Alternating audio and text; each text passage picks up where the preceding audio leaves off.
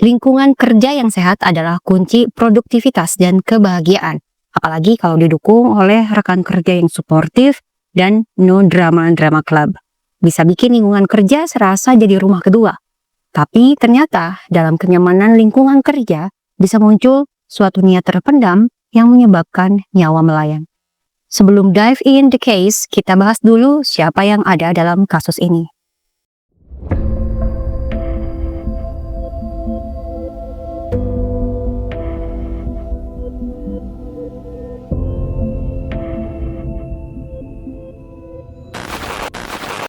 Herianto seorang suami dengan anak satu. Dia lahir dari keluarga sederhana. Sedari kecil sudah mengalami pahitnya perceraian orang tua. Orang sekitar menggambarkan Herianto sebagai anak pendiam, nggak sering bergaul, bahkan kalau ngumpul pun dia jarang ngomong. Ayahnya mengatakan Herianto anak yang jarang bermain. Kalau pulang sekolah, dia akan langsung pulang ke rumah dan diam saja di rumah. Beranjak dewasa, Herianto bekerja di toko retail warna merah terkenal yang beralamat di rest area tol Cipularang kilometer 72A. Dia ini dikenal sebagai pimpinan toko yang baik kepada bawahannya katanya, termasuk pada seorang kasir bernama Dina Oktaviani. Dina Oktaviani kelahiran 7 Oktober 2004, lulusan SMK Jatisari. Sudah 1 tahun lebih Dina bekerja di toko retail merah itu sebagai kasir. Dia baru perpanjang kontrak di September 2025. Belakangan, Dina sering curhat masalah percintaan kepada Herianto yang tak lain adalah kepala tokonya. Atasan yang Dina anggap bisa dipercaya. Bahkan katanya mereka sering banget satu sih, entah memang kebetulan atau disetting demikian. Dina sering curhatin cowok dan sepertinya Dina sedang mengalami gagal move on dari cowok ini atau susah lupa dari mantan pacarnya. Dengan frekuensi curhat Dina ke Herianto yang sering, sampailah pada satu statement Herianto bahwa dia punya kenalan dukun yang bisa bikin Dina cepat move on.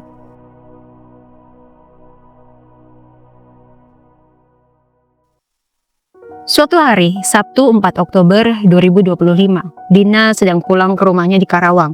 Dina memang selama ini kos di Kabupaten Purwakarta karena kampus dan tempat kerjanya itu di Kabupaten Purwakarta. Setelah melepas rindu dengan ibu dan keluarga lain di hari itu, Dina kemudian pamit lagi untuk kembali ke kosannya di Kabupaten Purwakarta. Sebelumnya dia bilang ingin memetik bunga mangga di halaman rumahnya, bakal dirujak bareng teman-teman di tokonya. Dina memang terlihat betah kerja di sana. Setiba di kosan di malam harinya, Dina mengabari ibunya yaitu Bu Yayah bahwa dia sudah sampai dengan selamat. Namun ternyata itu adalah menjadi kabar terakhir yang diterima Bu Yayah dari anaknya dalam keadaan hidup. Esok harinya saat kembali bekerja di toko retail merah itu pada Minggu 5 Oktober 2025, Herianto dan Dina saling chat membahas keinginan Dina melupakan sang mantan melalui bantuan dukun. Herianto ajak Dina ke rumahnya hari itu untuk bertemu si dukun. Akhirnya keduanya bertemu dan bersama-sama ke rumah Herianto di Kampung Pasir Oa, Desa Wanawali, Kecamatan Cibatu, Kabupaten Purwakarta sore harinya. Saat itu, istri dan anak Herianto memang sudah diungsikan ke rumah orang tua istrinya. Dina duduk di ruang tamu menunggu sang dukun. Tapi bukannya dukun yang datang. Herianto malah berniat meminjam uang Dina sebesar 1,5 juta. Saat itu Dina menolak karena sedang tidak pegang uang sejumlah itu.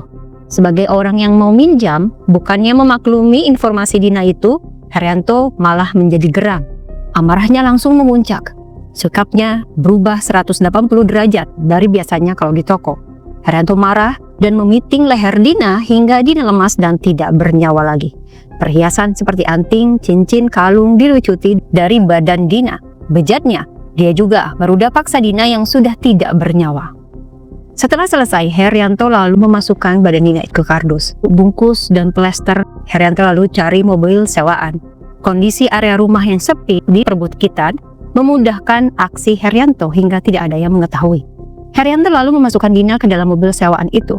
Malamnya, Herianto meminta bantuan 2 teman untuk antar dia ke aliran Sungai Citarum. Tanpa mengatakan yang sebenarnya sama teman-temannya itu apa isi kardusnya. Herianto lalu menuju jembatan aliran Sungai Citarum yang ada di Desa Jatimekar, Kecamatan Jatiluhur, Purwakarta.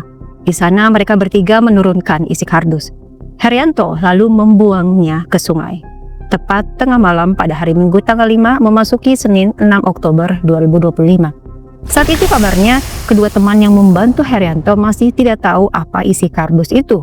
Entah mungkin diintimidasi untuk tidak banyak tanya atau mungkin ada alasan lain. Setelah selesai, Herianto menitipkan 2 HP milik Dina kepada salah satu temannya itu, dengan mengatakan kalau itu adalah HP miliknya. Herianto juga menitipkan motor milik almarhumah Dina dengan mengaku kalau motor itu miliknya yang ia beli dari cabutan leasing seharga 3,7 juta yang nantinya akan dijual lagi. Begitulah akhirnya Dina Oktaviani, anak baik, cantik, yang malang, harus meninggalkan dunia ini dengan cara yang tak pernah bisa dibayangkan oleh siapapun. Sementara itu, Ibu Yaya heran kenapa Dina biasanya nggak ada update medsos. Sebab itulah yang jadi kabar bagi Ibu Yaya untuk melihat aktivitas anaknya. Karena tak kunjung ada kabar dari Dina, keluarga akhirnya melaporkan hilangnya Dina ke kepolisian di Karawang. Di sisi lain, Herianto masih melanjutkan hidupnya seperti biasa. Setelah membakar tas, data-data Dina, dan sepatu Dina, dia jual perhiasan Dina kecuali anting.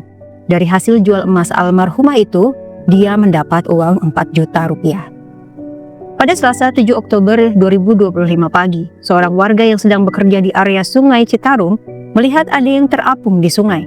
Ketika coba dipastikan, ternyata yang terapung itu bukan boneka atau hal lain, tapi adalah sesosok jasad manusia yang sudah tak bernyawa tanpa menggunakan pakaian atasan. Seketika penemuan itu menghebohkan warga sekitar Sungai Citarum, Desa Curug, Kelari, Karawang. Siapa korban yang malang itu?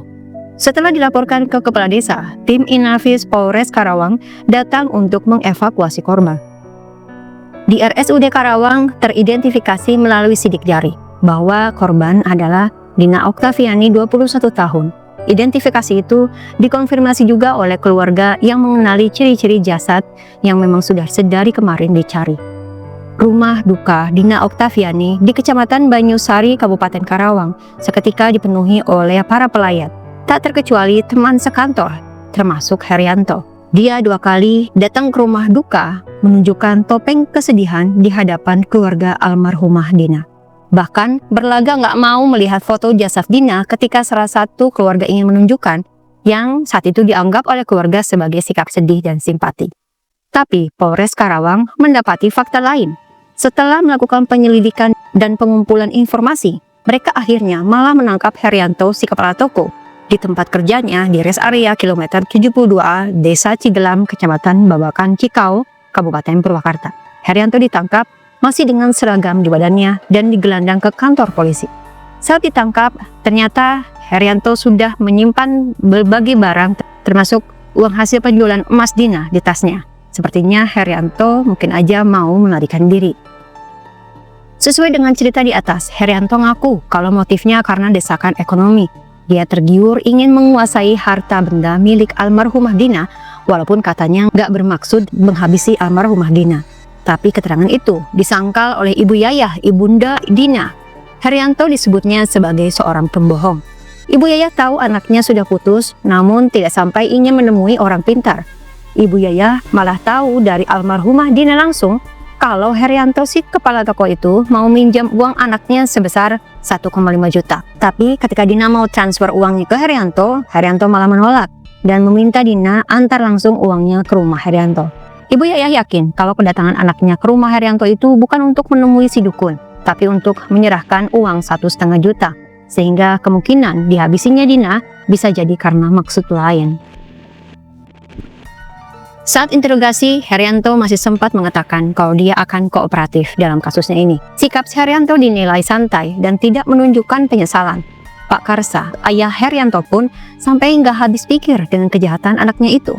Seperti menahan tangis, Pak Karsa bilang kalau Herianto nggak pernah menceritakan masalah keluarga ataupun pekerjaannya. Meski Herianto pernah mengutarakan maksud untuk meminjam uang ke bank BUMN. Pak Karsa hanya menasehati jangan memaksakan diri jika dirasa tidak bisa mencicilnya.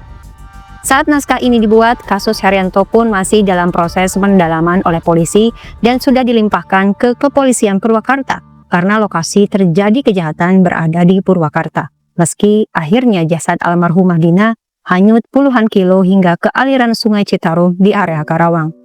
Semoga almarhumah Dina Oktaviani diterima amal ibadah iman Islamnya dan keluarga yang ditinggalkan diberikan ketabahan, serta si pelaku diberikan hukuman yang setimpal yang bisa memberikan rasa adil pada korban dan keluarga.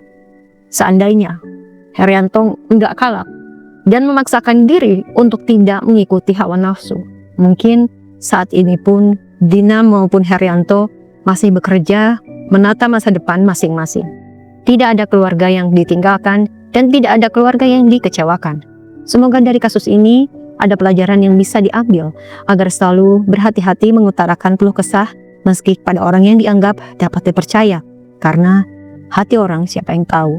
Dan untuk kalian, kita yang dipercaya mendengarkan keluh kesah orang lain, mohon untuk bisa memegang kepercayaan itu karena kepercayaan itu mahal harganya.